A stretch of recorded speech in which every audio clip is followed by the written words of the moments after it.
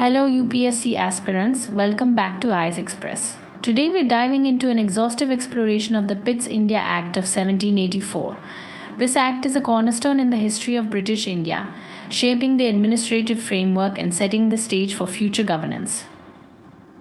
So let's unravel this historical document piece by piece, aiming to leave no stone unturned.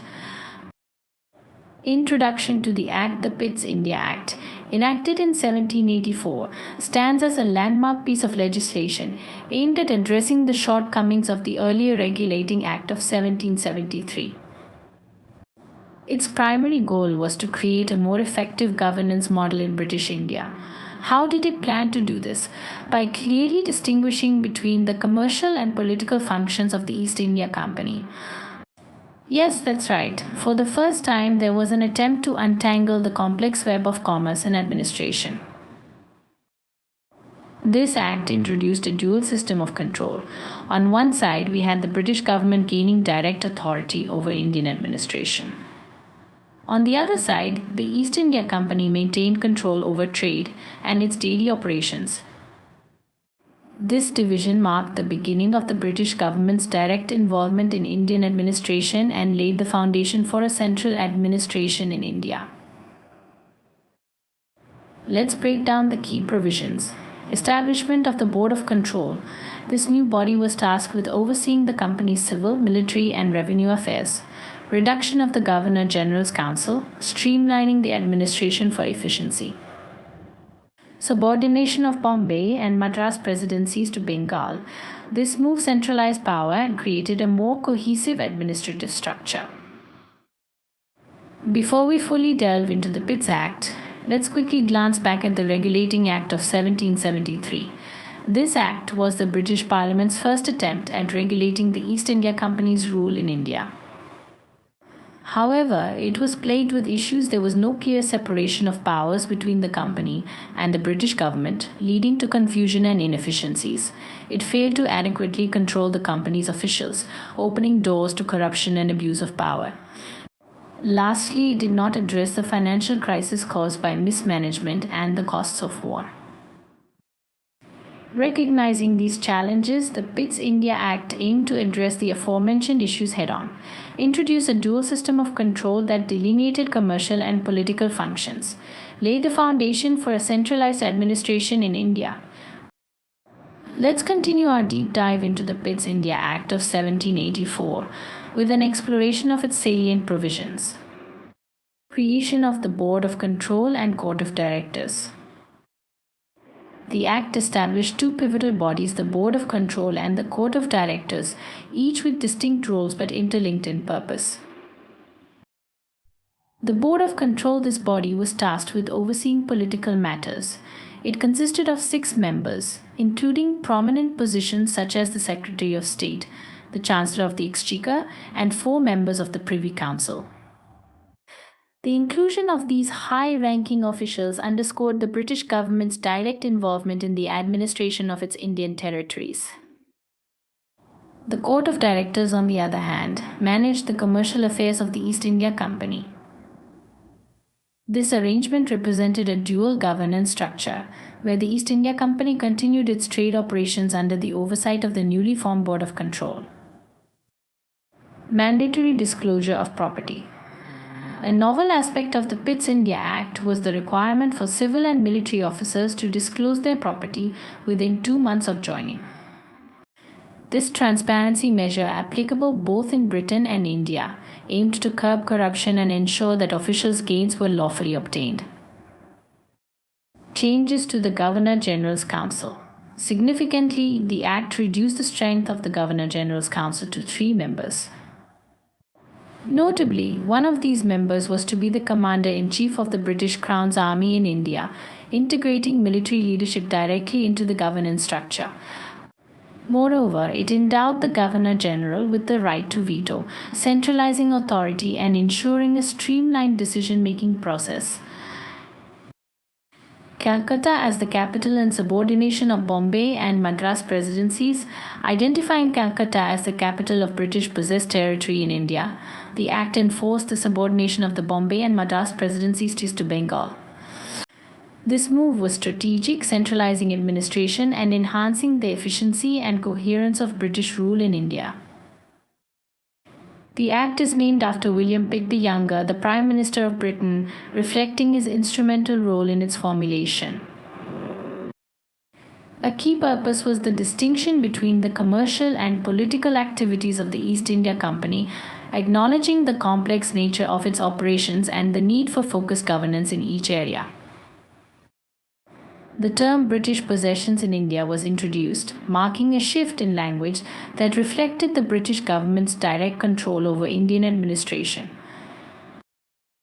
It established the British Crown's authority over civil, military, and revenue matters in Indian territories, clearly delineating the spheres of governmental control. The East India Company retained its monopoly over commercial activities in Indian territories, but under the oversight of the Board of Control, balancing commercial interests with governance requirements. As we delve deeper into the Pitt's India Act, it's important to balance our understanding by looking at its drawbacks and criticisms. While the Act made significant strides towards reforming the governance structure in British India, it wasn't without its challenges. Let's unpack these criticisms in a straightforward manner, helping you to grasp the full picture of historical legislative reforms. Unclear distinction between government and East India Company's authority. One of the major criticisms of the Act was the blurry line between the authority of the British government and the East India Company. This ambiguity placed the Governor-General in a difficult position as he was answerable to both entities, leading to confusion and decision-making inefficiency.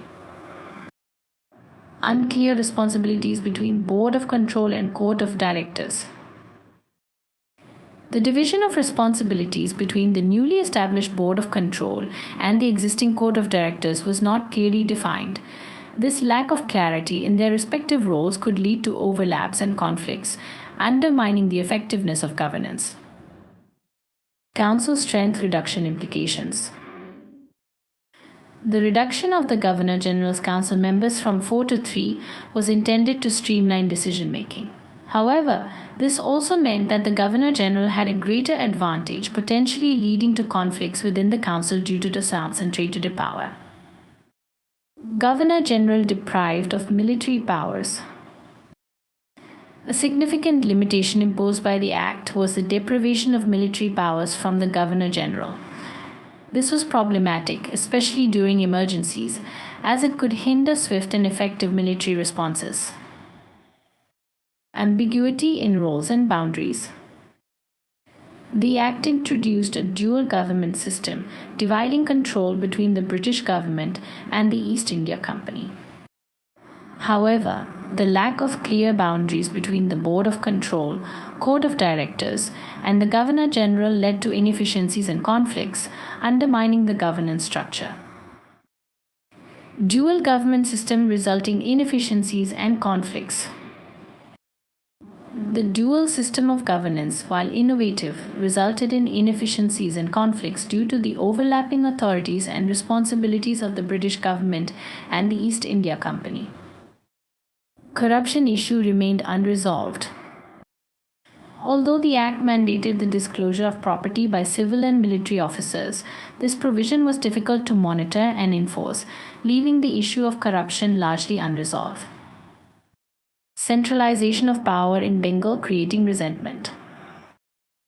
The centralization of power in Bengal, with the subordination of Bombay and Madras presidencies, resulted in resentment in these regions. This centralization could exacerbate regional disparities and fuel discontent among the presidencies. The Pitt's India Act of 1784 was a significant turning point in the administration of British India, with enduring impacts and a legacy that shaped the colonial governance structure well into the future. Let's take a closer look at these aspects to understand how this legislative act influenced the governance of British India and its lasting effects on the colonial administrative framework.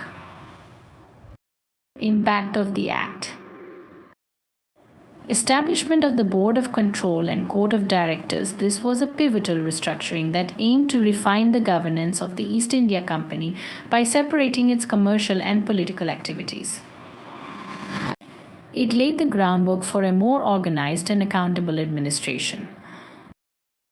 Distinction between commercial and political activities. By clearly demarcating the commercial from the political functions of the East India Company, the Act aimed to enhance efficiency and reduce conflicts of interest within the administration of British India. Shift of control to the British government. The Act marked a significant shift in control over Indian administration from the East India Company to the British government. This included direct oversight of civil, military, and revenue matters, emphasizing the British Crown's authority in Indian territories. Legacy of the Act. Foundation for central administration in India. One of the most lasting legacies of the Pitt India Act was the foundation it laid for a central administration in India.